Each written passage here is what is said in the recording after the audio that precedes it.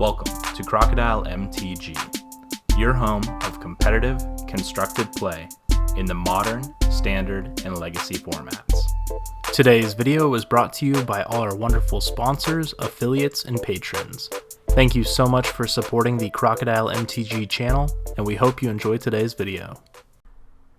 Hello everyone and welcome. My name is Jordan with Crocodile MTG here, bringing you another Magic the Gathering video. Today we're taking another deep dive into Pioneer with Mono Black Control. Mono Black Control is a deck that performed extremely well at the StarCityGames Invitational, so I wanted to try it out in a league and see how it does. I have been pretty impressed with it so far. The best removal in Pioneer seems to be in black, and Fatal Push, which is here, and cards like Murderous Rider just remove spells unconditionally. It's not like a deal 5 damage, it's a destroy this if this is the case. Extremely powerful in Pioneer. You also get to play cards like Mutavault in this deck, which I find extremely useful, especially with Smuggler's Copter. Before I get ahead of myself, let's just go ahead and give a big shout out to our awesome sponsor, ManaTraders.com, for letting us rent this deck today. If you sign up for their services, they're an awesome card rental service. Use promo code Crocodile and you save 15% off your first 3 months. Alright, so let's go ahead and just talk about what the deck is trying to do. The deck is more of a mono black aggro deck, so we're playing cards like Bloodsoaked Champion, which is a 1-mana 2/1. Fatal Push is our removal spell. We do have 1 Gutter Bones in here, same as the Bloodsoaked Champion pretty much. As long as you've dealt damage to your an opponent, then as long as an opponent has lost life, so deal damage or life loss, you can pay 2 and return Gutter Bones to your hand. So Gutter Bones is kind of a 1 additional mana for the same effect as Bloodsoaked Champion. Bloodsoaked Champion, as long as you've attacked, you can pay 1 and a black and return it to the battlefield. We also have cards like Knight of the Ebon Legion, which is an extremely powerful card out of M20. This card you can pay 2 and a black and give Knight of the Ebon Legion +3/+3, and also gains Death Touch. But it also has the ability, as long as you've dealt 4 damage to an opponent, or an opponent has lost 4 life, you get to put a +1/+1 counter on Knight of the Ebon Legion. We also are running cards like Night Market Lookout. The reason this is in the deck is, 1, it's also deals 2 damage. It's a 1-mana 1/1, but when you attack, and each opponent loses 1 life and you gain 1 life, so it's still attacking for 2 even though it's a 1/1. The other combination though with this card is with Smuggler's Copter. Smuggler's Copter, obviously the best copter in the format because it's the only copter in the format, but it's one of the best aggressive elements. So when you can crew Smuggler's Copter with Night Market Lookout, and when you do, when Night Market Lookout becomes tapped, this ability also triggers, and you get to deal 1 damage to, each opponent loses 1 life, and you gain 1 life. If you weren't aware, there is a difference between deal 1 damage and lose 1 life, so pretty important there. So we also have Scrap Heap Scrounger, which is a card out of Kaladesh. So it cannot block, however it's a 3/2, and you may also pay 1 and a black and exile another card from your graveyard to return Scrap Heap Scrounger from your graveyard to the battlefield. So a big theme with our 1 and 2 mana cards are that you can recur them from the graveyard. So it doesn't matter really when you're attacking if you attack with like 3 things and they can block one of them and kill it. 9 times out of 10 that card is going to be something that you can recur from the graveyard, so you're not too worried about it. It's just constant pressure on your opponent. Smuggler's Copter is an evasive flyer.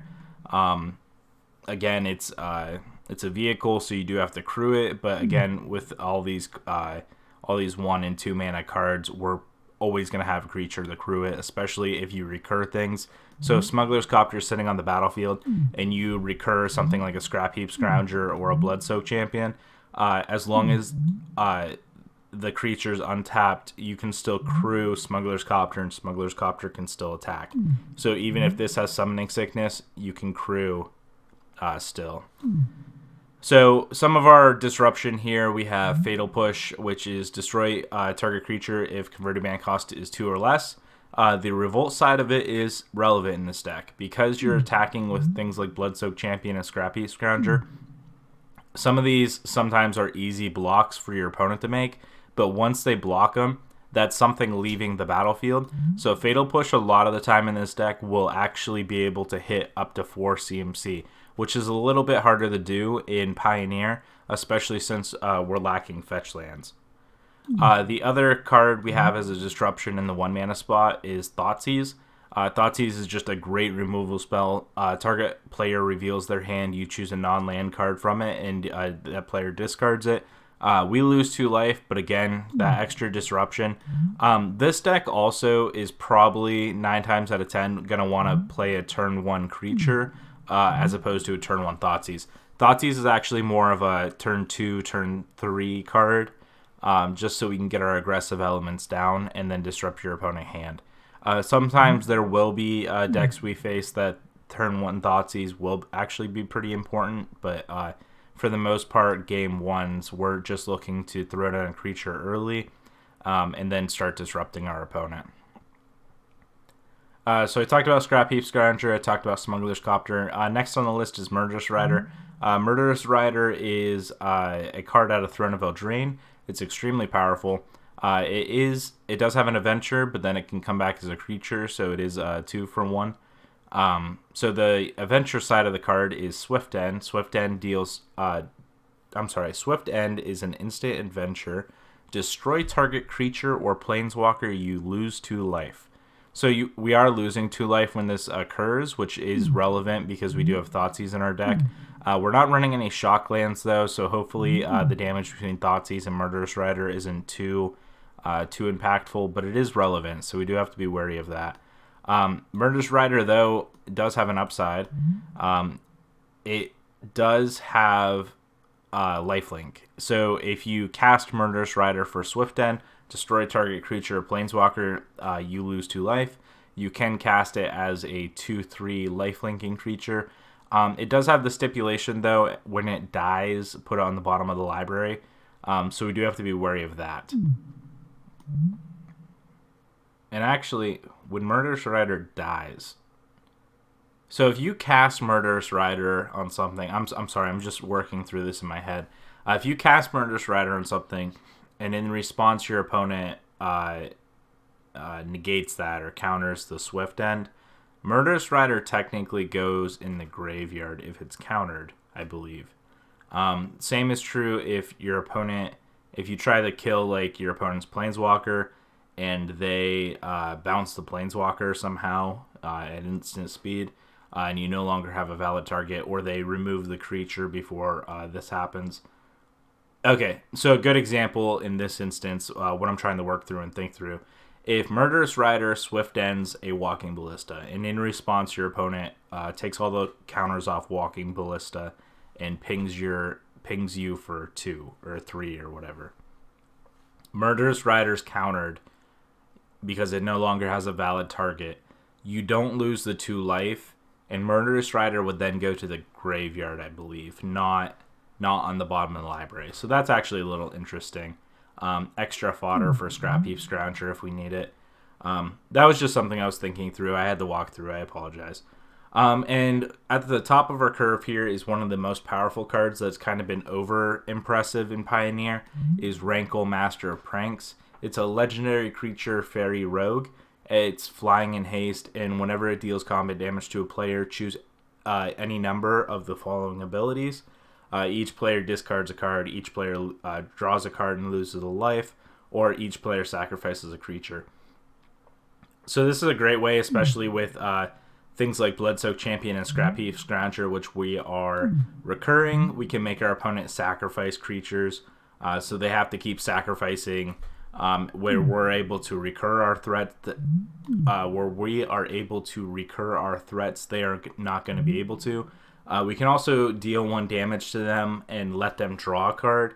It happens to both of us, but sometimes that's just enough damage to kind of be a game finisher. And also, if our opponent's something like a control deck and they have a lot of cards in hand, we can make them start discarding a card. Now, each of these are universal, so it does say each player. So you do have to be wary of that. If you have something in your hand you want to play and you have one card in hand, you don't want to choose each player discards a card, even though that might be beneficial at the time doing it to your opponent. So those are decisions you're going to have to make with this card. So hopefully we don't make any wrong ones. For our mana base here, we have 4 Castle Lochthwain, I believe that's how you say it. I apologize. So it enters the battlefield untapped if you control a swamp. It adds black to your mana pool. But it also has the ability of 1 black, draw a card and lose a life equal to the number of cards in your hand. So this is a powerful ability that's just tacked onto a land. A lot of times we're going to be emptying our hand or have 1 or 2 cards in our hand. We're going to want to be able to utilize Castle Lochthwain to draw a card later in the game. Drawing 1 or 2 cards for a low price of 1 black is extremely powerful. We do just have to be wary of the life loss with this. Again, we're running cards like Thoughtseize and Murderous Rider. We don't want our life to get too low too quick. And again, we are running Mutavault. Mutavault is another great way to be aggressive against your opponent. Your opponent 9 times out of 10 are not going to have a board wipe that will kill Mutavault. It would have to be an instant speed board wipe. So if Mutavault's on the battlefield, your opponent hasn't killed it, and then they board wipe, and let's say you have Smuggler's Copter sitting around, you can actually you can activate Mutavault, then crew up Smuggler's Copter, and then get in for 3 with Smuggler's Copter. So that's one of the universal things. Is this deck is also pretty good at avoiding board wipes. So I know a lot of like the blue-white control and some of the Bant Field of the Dead decks are running a lot of Supreme Verdicts.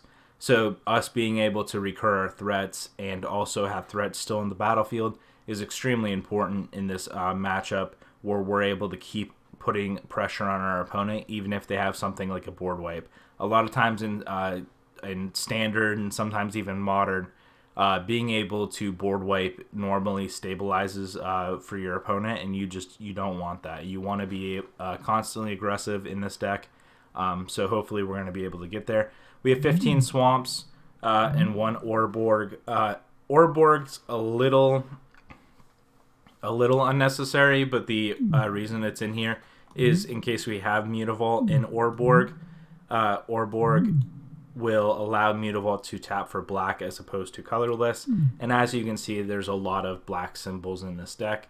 So Mutavault, even though it's a good card because it can become a creature that's a 2/2, it is a little bit of a nombo because so much of our mana base is black.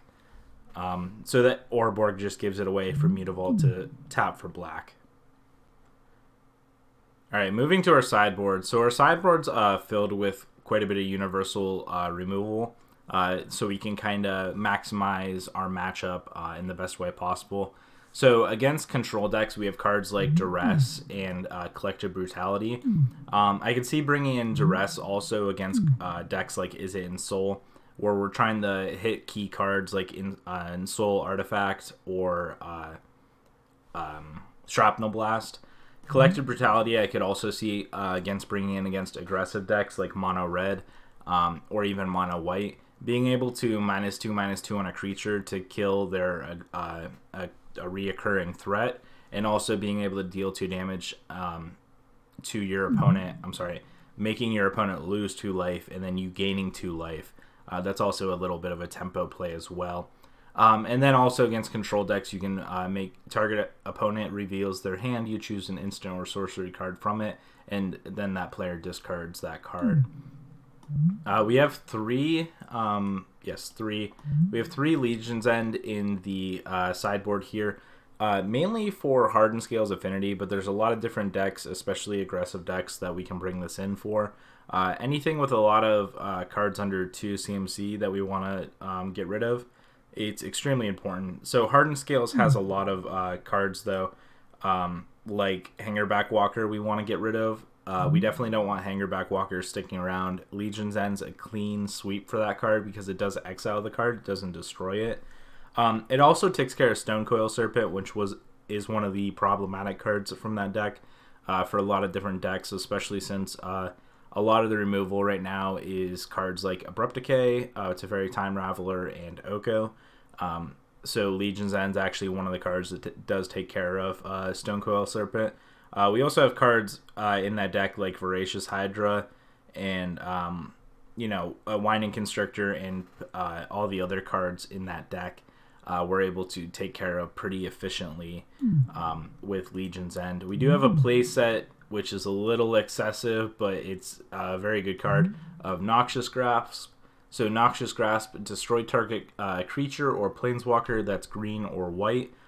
So this is a great card in your control matchups, being able to take out cards like Elspeth, Teferi Hero Dominaria, Teferi Time Raveler. Very relevant in those matchups. You also get to gain 1 life.